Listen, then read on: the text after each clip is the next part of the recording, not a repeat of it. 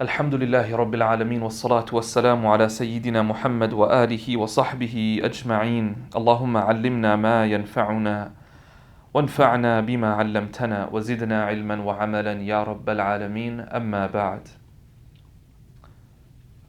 So the topic that we're covering inshallah tonight and that we've been covering for quite some time now is an exploration of this book here, When Hearing Becomes Listening. This book, for those of you who've been able to join us, you'll recall is about how our Prophet Muhammad, peace and blessings be upon him, sallallahu alaihi wasallam, how he used the ability and the skill of listening to transform the people around him. So we often think about speech as a means of transforming people, but even before speaking to others, being able to listen to them lays the foundation for transformation, lays the foundation for them being receptive to us. And so for the past 2 sessions, we've been talking about how our relationships with our parents affect our conception of God. How our parents and the relationship we have with them, in a sense, mediates between us and God. And how we develop our understanding of God, primarily, especially when we're younger, through our parents.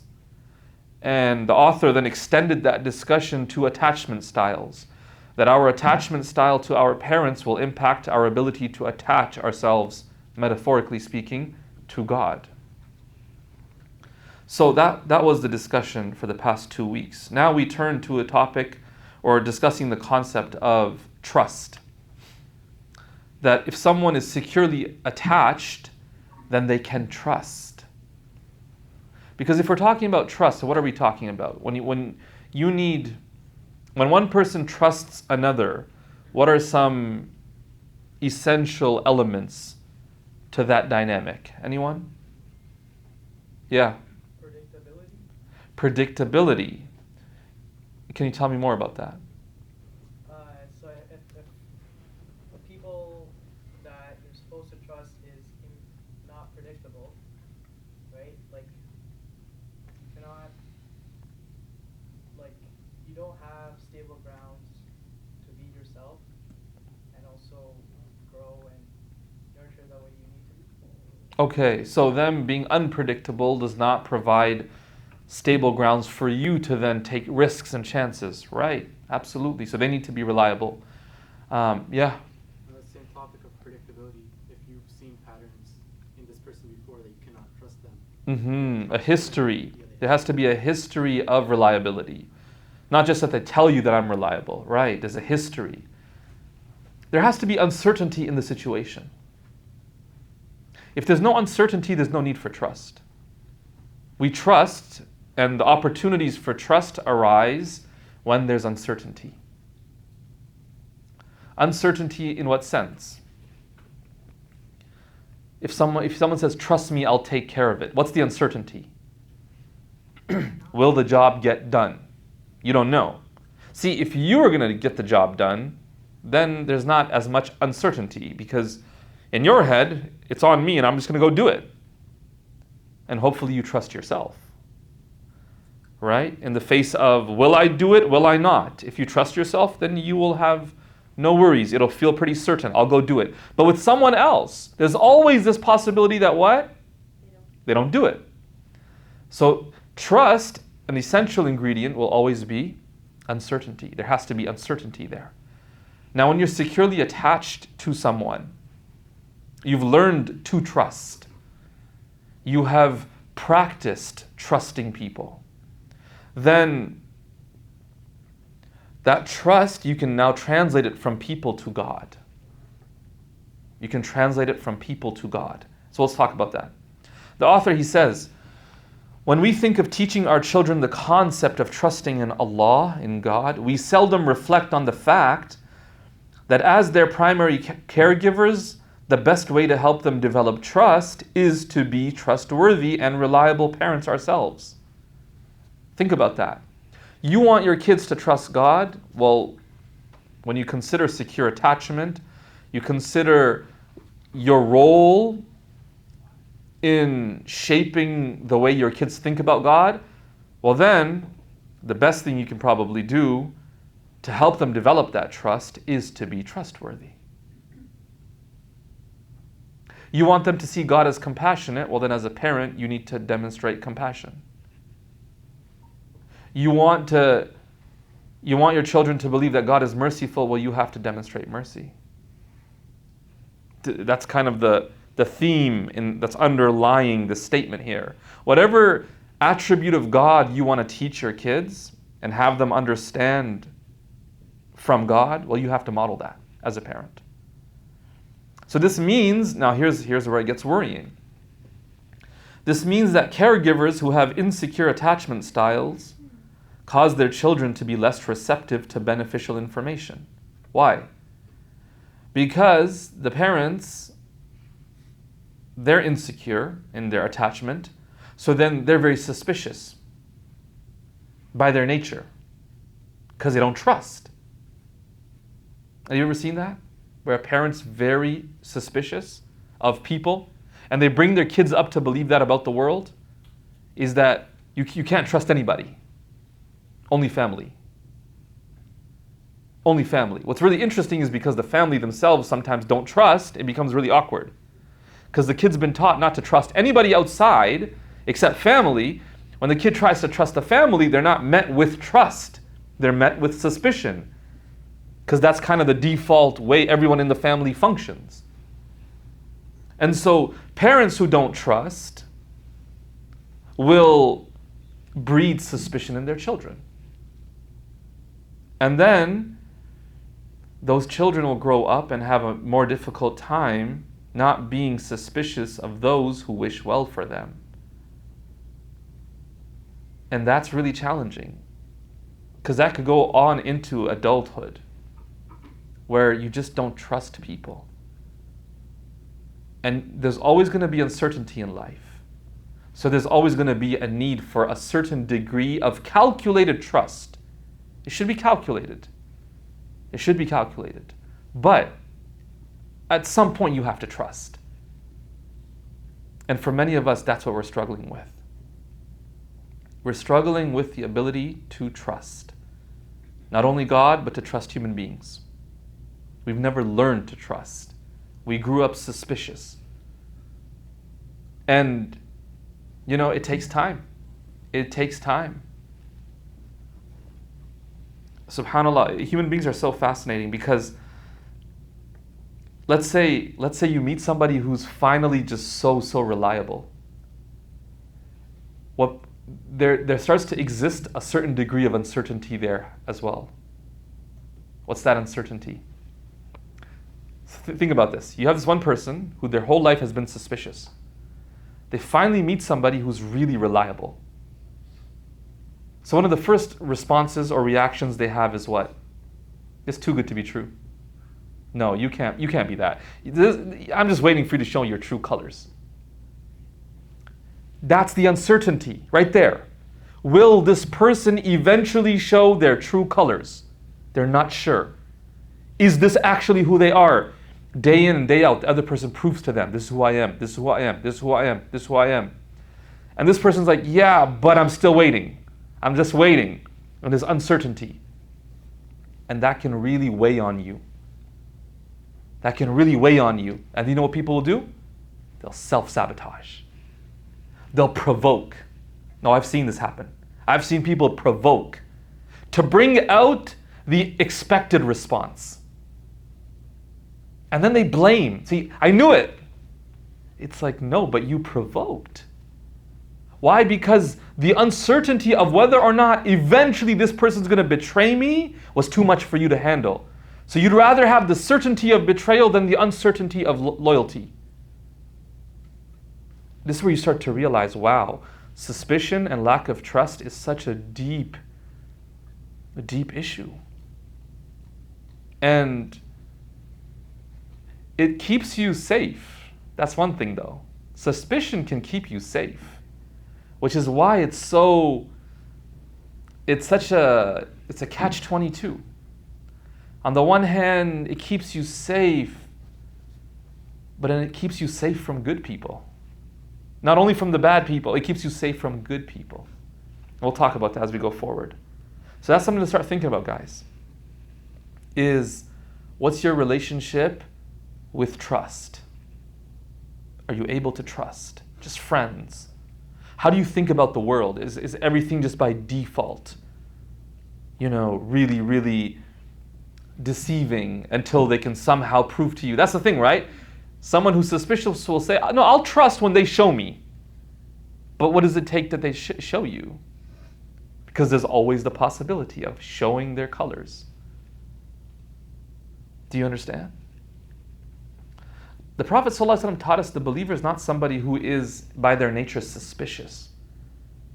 Rather, the believer expects good from people. That's kind of their default way of functioning. They're not naive. That's important to also understand. The believer is not meant to be naive. But the default is not just to assume that everybody's out to get me. The Prophet ﷺ explained this as a defining quality of a believer. He said, Al-mu'minu ghirrun kareem. The believer is unsuspicious and noble. While the sinner, wal-fajiru, khabbun la'im, is cunning and ignoble. The sinner is cunning. Themselves, and that's another thing to understand, is we look at others, often we perceive them and assume they would function the way we function. Do you understand that? So, for example, if you're somebody who would never go out of your way for someone else, when someone else goes out of their way for you, you could probably become very suspicious because you can never see yourself doing that. So you're thinking, wait, the only reason I would ever do that is because if I have an ulterior motive. So if you're doing it, you must have an ulterior motive because we assume everyone's like us. And we can make that mistake. No, the believer is unsuspicious and noble. That's ideally the goal we're supposed to aspire to, is to become people who don't walk around with our default way of functioning being suspicion. And we can be noble people. And we give ourselves a chance to connect deeply with people. Now, this is where deep listening comes into play. Because deep listeners are people who help others learn to trust. Through their listening and attunement, you can trust that there's someone listening. You can put your guard down, you're not alone. That's the capability any one of us has here, by the way. Any one of us here can do this right here, is be a good listener. What's the hardest part of good listening? Anyone? The hardest part of just good listening? Not giving advice. Okay, that's one. But even giving advice still is not as challenging as what I'm talking about. It is challenging though, what you're saying. Yeah. Not passing judgment. Not passing judgment. Okay, sure, to some degree. Giving them your full attention while they're speaking to you. Giving them your full attention. Why might we not give full attention? Because we're distracted by our own thoughts. Yes. One of the hardest parts of good listening is getting past ourselves. Is getting past ourselves. Is someone else is talking about something, but the whole time you have your own dialogue going on here. And you want to say something. And you want to share your pain. And you want to dump your problems.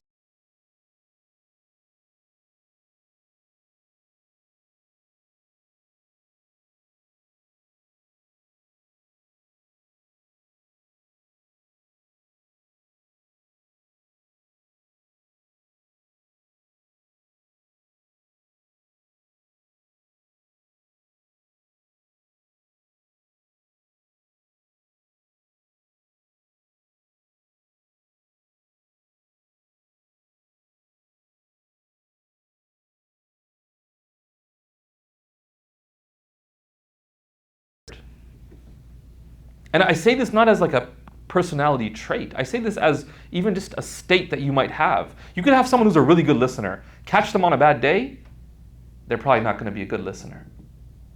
No, and that's just human beings, by the way. That's not a critique. That's just a human being. Why? Because sometimes they're just so overwhelmed by what's going on with them that no matter who comes in the door and no matter how much training you have, if you haven't consciously, put your own stuff aside to focus, you're not going to do them justice with your listening.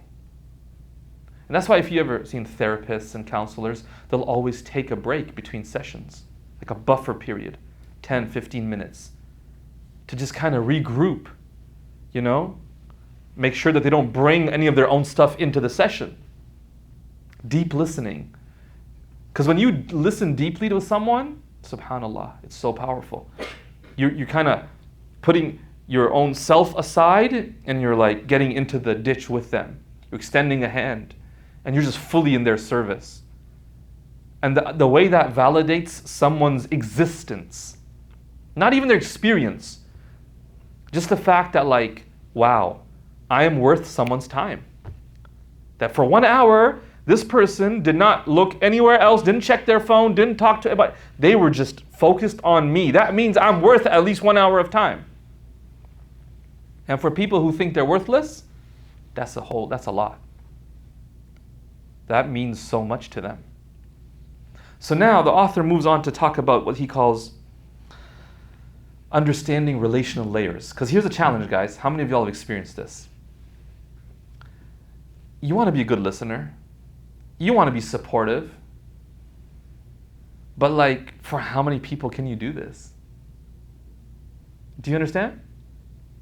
I want to take out time to listen to this guy and listen to that person, and then how many people are you going to listen to before you have no life of your own? Before you are not worried about yourself. That's where relational layers comes in. And we find the basis of this in the hadith of the Prophet ﷺ, the teachings of the Prophet ﷺ. So this hadith that I have posted here, it is a hadith in Abu Dawood about a man who comes to the Prophet ﷺ and he says, "O Prophet of Allah, I have some charity." It's the Arabic I'm translating up above. He says, "I have some wealth. I want to give charity. Who should I give it to?" So imagine you had charity. Who should you give it to? The Prophet ﷺ tells him, "Ibda' bi nafsik." Spend on yourself. Do you have enough money for yourself? For your own bills and stuff. Do you have enough? You can pay the bills, you can buy food for tomorrow, for the next week. You have enough? Okay, start there. ابدأ بنفسك فتصدق عليها فإن فضل شيء فلأهلك. Okay, whatever extra you have, then what about your family? Family members. Ask them, are they doing good? Do they need the money? If they need the money, give it to them.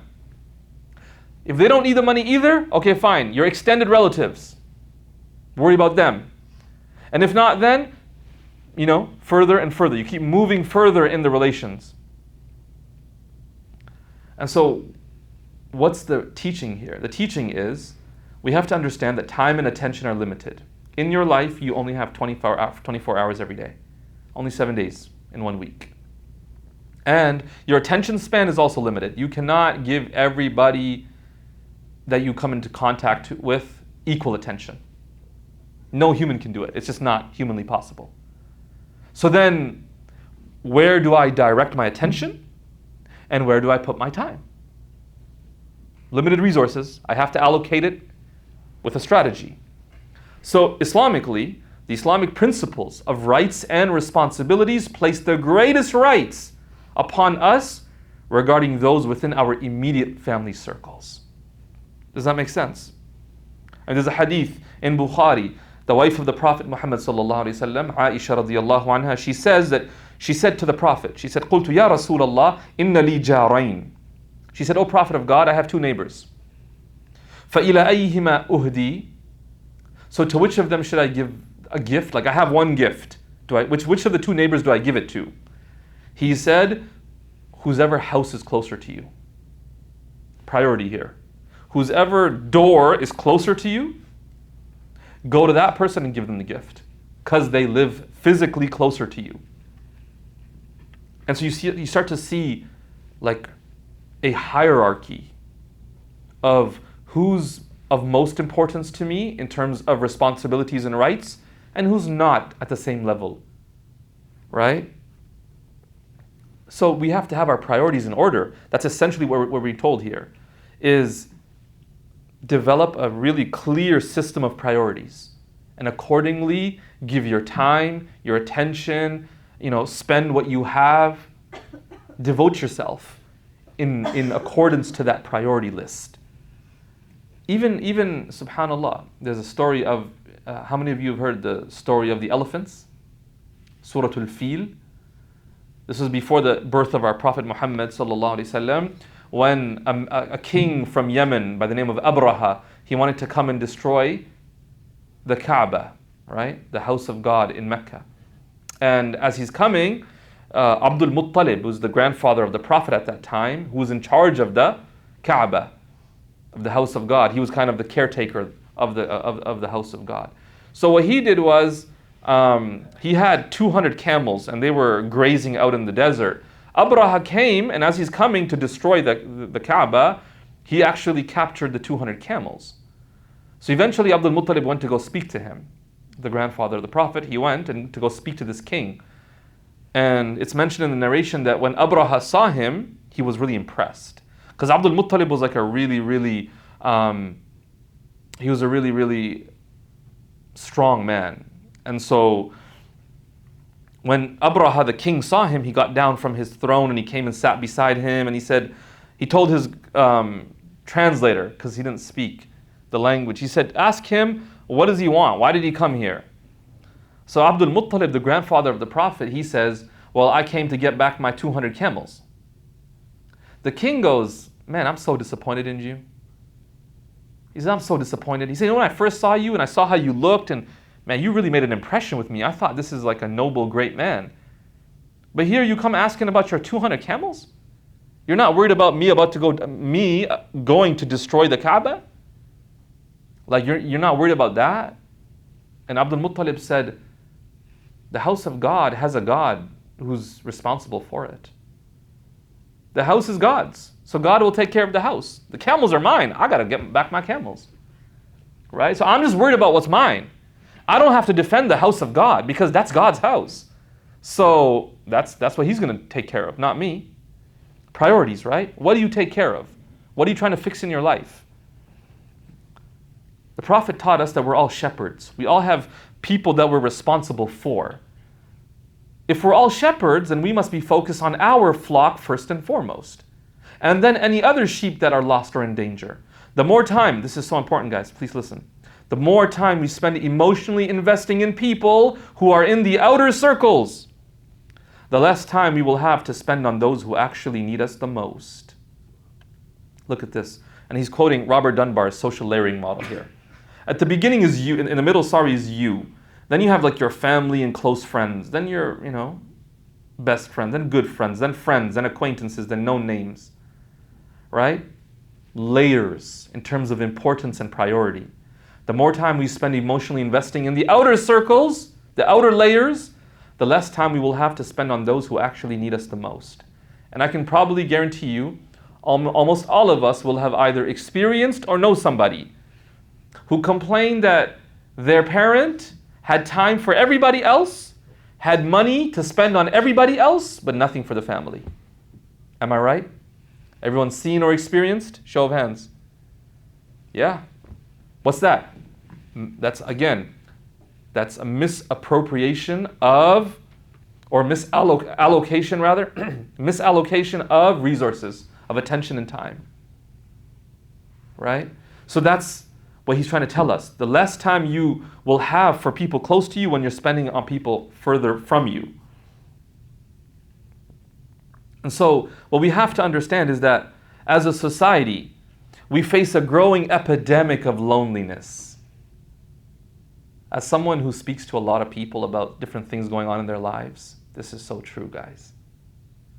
We face a growing epidemic of loneliness, despite the fact that we are globally more connected than ever before. The hyper-connected age we live in comes with a price. Why? Because now what do you have? Now you have people who are in your outer circles, always in your face, on your timeline, on your feed.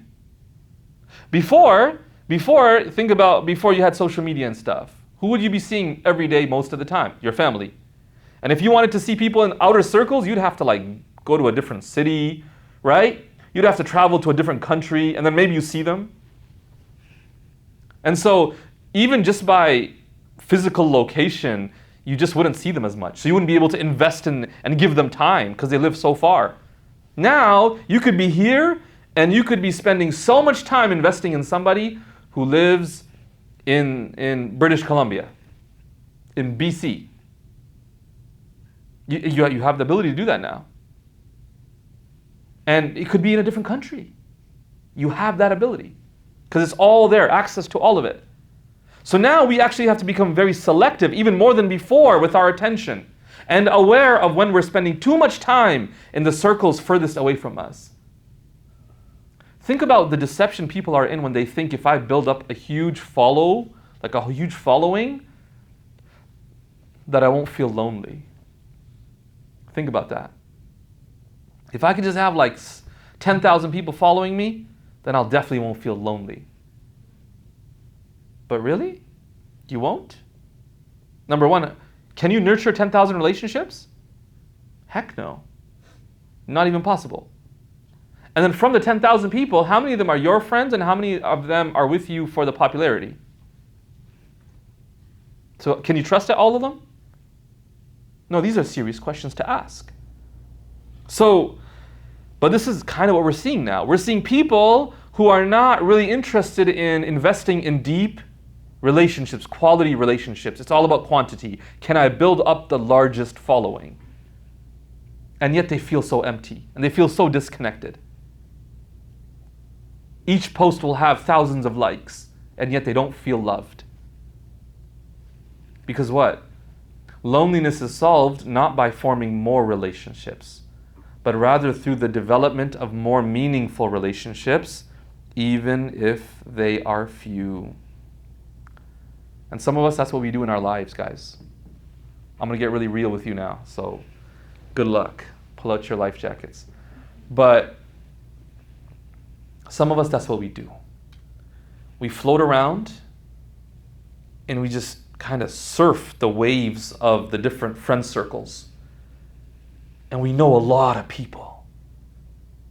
How many of you know somebody who it seems like anybody that you follow on Instagram, like you come across them, so-and-so follows them, like that one person who seems to follow everybody that you can come across.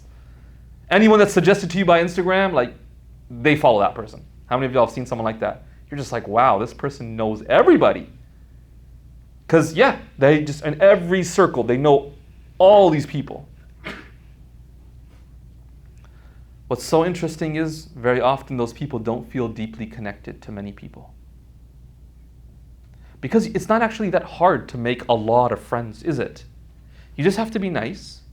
You just have to joke around a little bit, right? See them a few times, maybe like a few of their posts, and that's a surface level kind of interaction. But deep, meaningful connection, what does that take? It takes day in and day out. It takes at times when you don't want to even be there for them, but they need you. So you go out of your way, you're inconvenienced, but you do it. And you prove yourself over a long period of time. And then people start to see what? Wow, this is a meaningful relationship. But to do that, you can't be floating around in all the circles.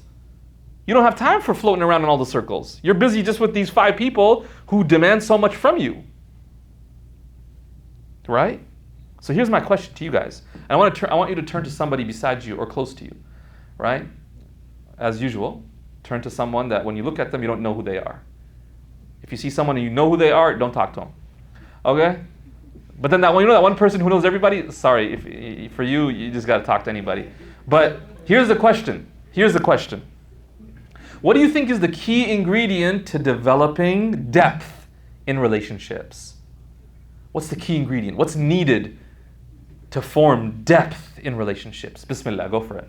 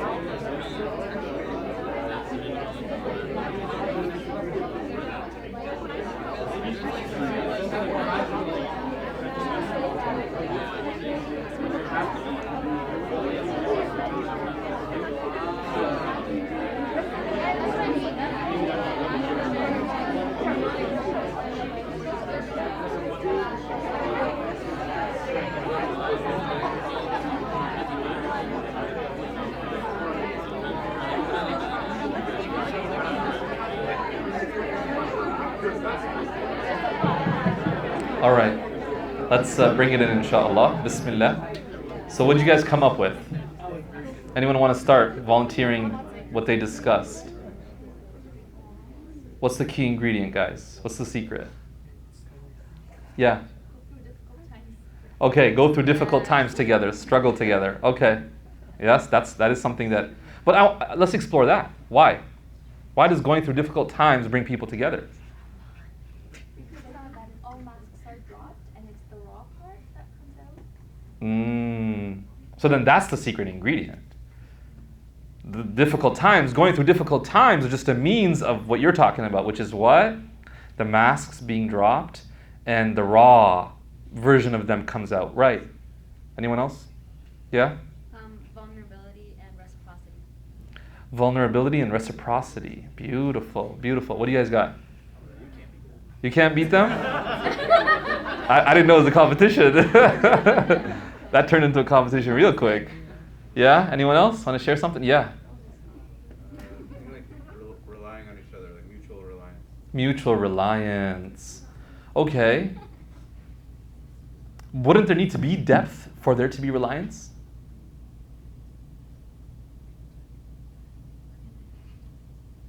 Or like if you're just paired with someone random and you're forced to rely on each other, I feel like that will make you closer. Like if you're put into the woods with someone. Right. Because it'll force you to start to what? See some good qualities in them. You'll obviously have to show your weakness, they'll show their weakness. Right. Beautiful. Yeah. Trust. Okay. Very nice. Yeah. It kind of follows on what you said on Friday about like shallow conversations versus deep conversations. If you have more deep conversations, then the depth of the friendship. Beautiful. Deep conversations. I think, though, deep conversations are the means. Because what happens in a deep conversation? Vulnerability. It comes back to that. That's what I think. I think the core ingredient needed for depth in relationships is vulnerability.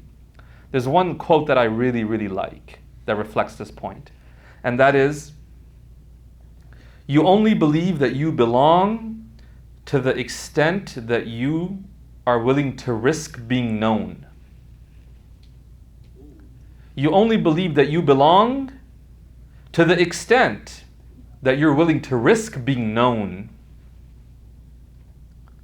How much of you are you willing to share with someone? I'll only show them 20%. Well, then you'll feel 20% connected.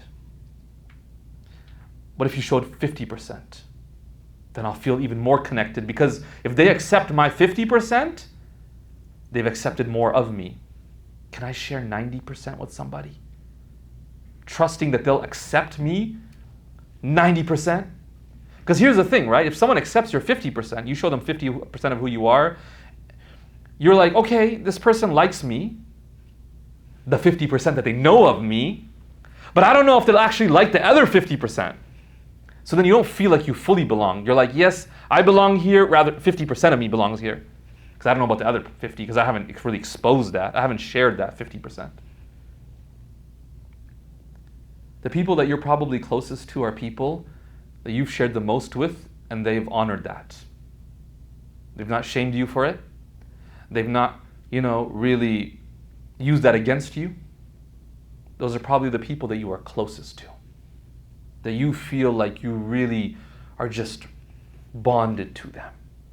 Because they know so much about you. And they walk around carrying that as a trust. That's meaningful relationships. But here's the thing.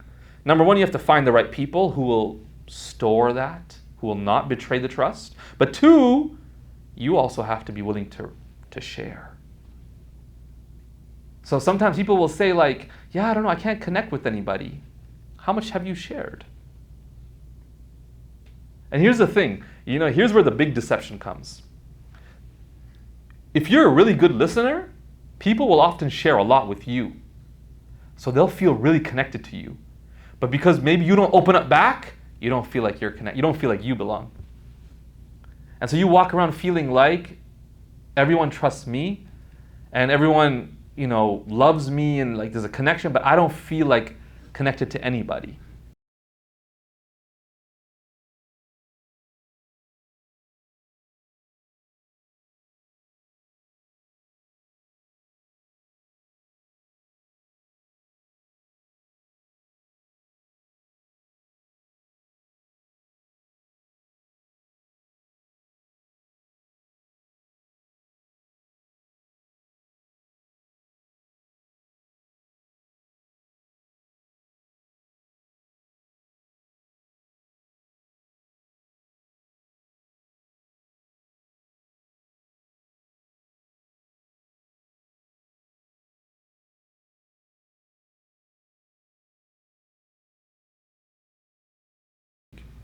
May Allah subhanahu wa ta'ala grant us tawfiq, and He grant us the ability to become better listeners, become people who are prioritizing the most important people to us in our lives, ensuring that we're fulfilling their rights that they have upon us, that we're not neglecting our duties towards them. May He grant us the ability to prioritize correctly. May He grant us the ability to live intentional and meaningful lives. آمين يا رب العالمين وصلى الله وسلم وبارك على سيدنا محمد وآله وصحبه أجمعين والحمد لله رب العالمين.